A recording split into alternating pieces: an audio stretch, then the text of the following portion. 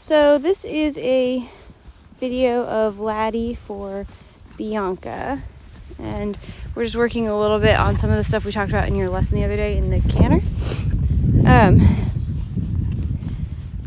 And I think it's important, like I said, if you just hold and kick, he'll kind of shut down a little bit. So thinking about using that spiraling in to really get your outside aids on. And then I did a little bit of the counter canter loops. I found that really difficult with him, to keep him forward enough that he doesn't just try to break.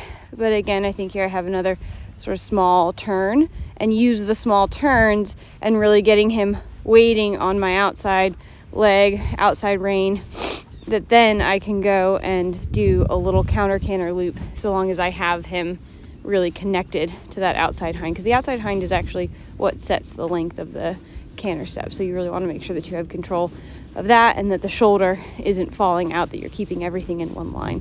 So there he does it a little bit better, a little counter canter loop, just to work on his straightness and to make sure that we're not losing his shoulder and he's not swinging his hindquarters to the inside, as a way to keep that longer step.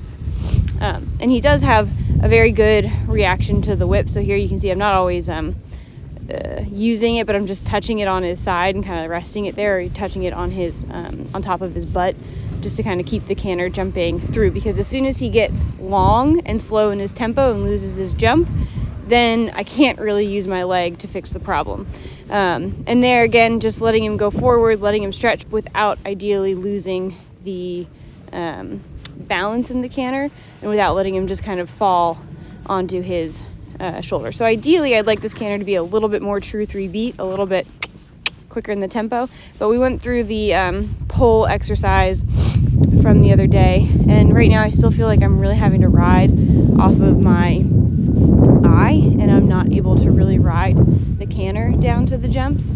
Like I turn to the jump, and instead of feeling like I can just use his forward rhythm in the canter to find a distance, I feel like I have to wait and then allow him to kind of power up over the pole. Otherwise he'll just break to trot. So that's just homework and stuff to work on over the winter, just getting the quality of this canter so that he can, out of stride, allow you to find defense. And it's a little counterintuitive, because the better the canter is, the more accurate you can ride. But at the same time, the better the canter is, the more you don't have to work to see a distance quite so much. So then here we went to the left, and then we did same thing, use the small turns from the outside to get him waiting on my outside leg, outside rein half halt, and really feeling like I can ride this canter short but still forward. Because as soon as you go for just short, then he breaks, and as soon as you go for just forward, then you lose the balance. So being able to get him to understand that he can sit and then a little bit forward, up off of his back. Forward's always a nice reward, and kind of letting him travel on a little bit more. And then I think a few times actually you see me, I'm trying to like exaggerate letting go, so you can see like the goal of this is that at the end I can soften, and he's not balanced on my hand, he's balanced on my leg, balanced on his hind leg. And then a few times also, which I didn't even know I was doing, but I look to the outside, and that's to make sure that I'm not falling down to the inside myself, that I'm keeping my position strong to help him.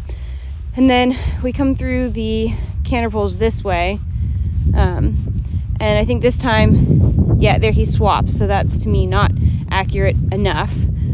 So I'm able to get him to swap back, and then we just readdress it. But anytime a horse can kind of steal a lead from you like that, that means that they weren't really straight, they weren't really sitting to begin with.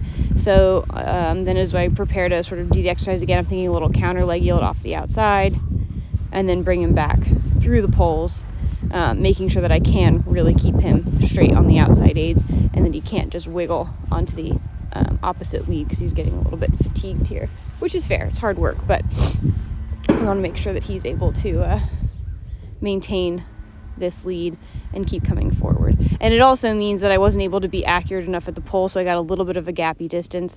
So he was able to, anytime you add energy to a horse that's losing their balance, they can take it wherever they want. So I added energy for a gappy distance, which made him lose his balance, which made him change. And then again, finish with a small circle, feeling like it's coming from my outside aids, and I should be able to soften the reins. Good. So hopefully that was helpful to see. he's certainly very willing and happy to work hard. He's a good boy. But anyways, we'll look forward to working with you this week and hope that's helpful.